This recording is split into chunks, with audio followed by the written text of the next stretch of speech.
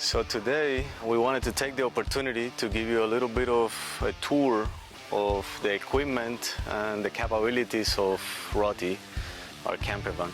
Those capabilities are the ones that enable us to do this kind of overlander off-roading, if you want to call it like that. So stick with us until the end to experience what Rotie is capable of and to learn some of the things we worked on to improve storage and space optimization for our off-road rig.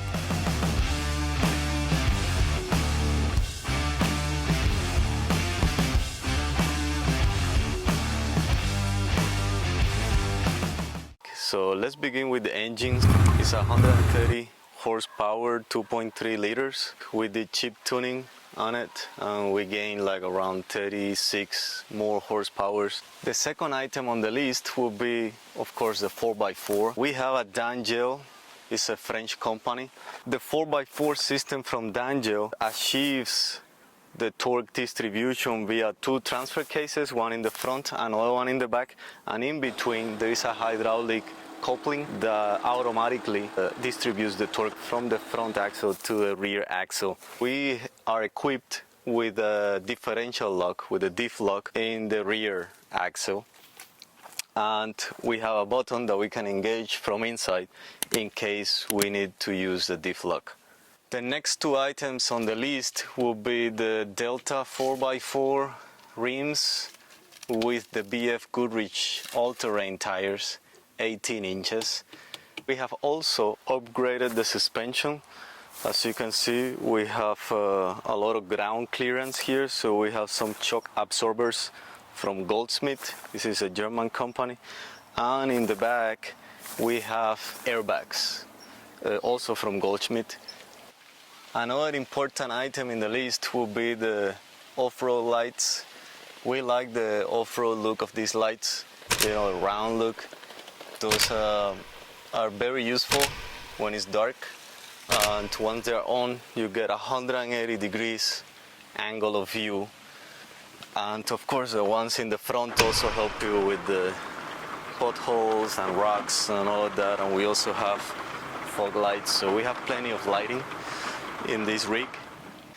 So next in the list will be our overland van equipment. This is another German company. As you can see, there is a box here where we have all our recovery gear, saws and other tools.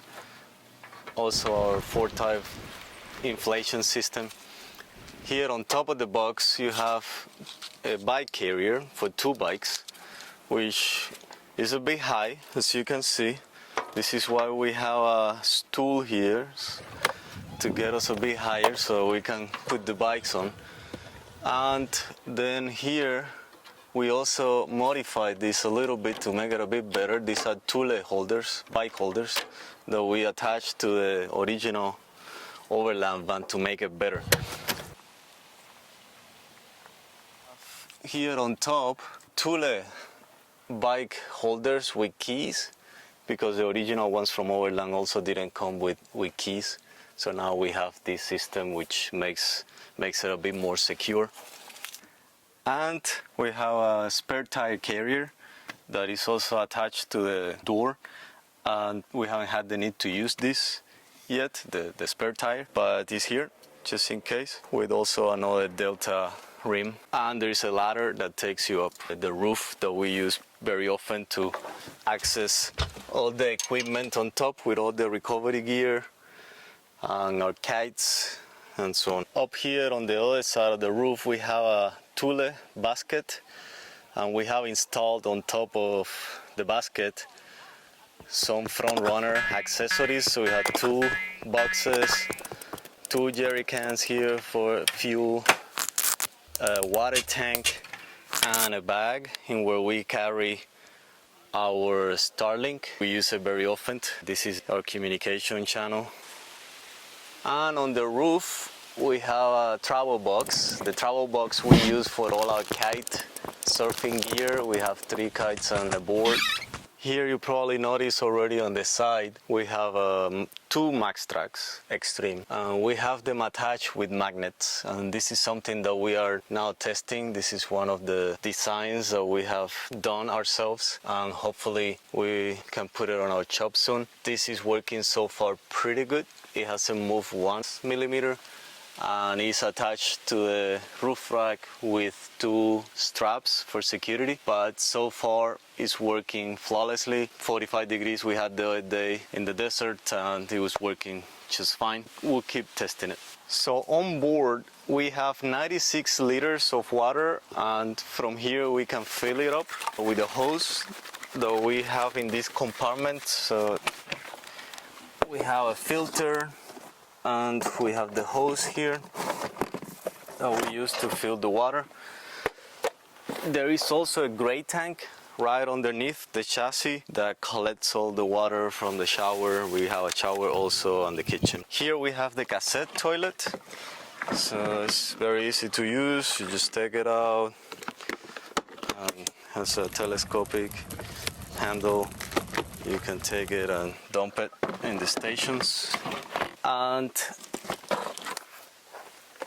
in here in this compartment we have the 2000 watt inverter that inverts our battery energy into 240 volts, and we can use this for almost everything, coffee maker, you name it. And then here on the side we have a outdoor shower we use along with this shower holder that we have designed. We are also testing this, and so you can see, just attach it to your van, select your angle, and you can move it from here to here and just take a shower just like that, hands-free. We also have an electrical connection for the electricity, so 240 volts you can connect to in every campground if you need to. We have on board 2 AGM batteries for a total of 190 amp hours. You can only use half of that, so we're planning on probably upgrading that to lithium, and I think we can fit in the space like 300 amp hours, so it will almost triple our capacity when we do that, because right now with Starlink on and all the things, the consumption is pretty high. It lasts the battery charge for 2 days maximum maybe, so we're planning on doing that. And with this we end the van tour of the exterior and the capabilities of our van. Because of all of this equipment, we believe that we are more on the overlander side because of the way we behave, the way we like to do things. We like to go off-roading, we like to do wheeling, we like to go places that are inaccessible in normal cars. This is why we have that overlander spirit. Of course, this is a van, because of the size of it and the space, definitely not an overlander rig like a Jeep or a Defender. By the way, we love those. Maybe in the future we would like to get one, but it's more about a feeling of how we like to do things. So let us know what you think in the comments down below. Are we more on the overland side, or are we pure van lifers, or are we maybe a mix of both of them? Let us know what you think, and see you on the next episode.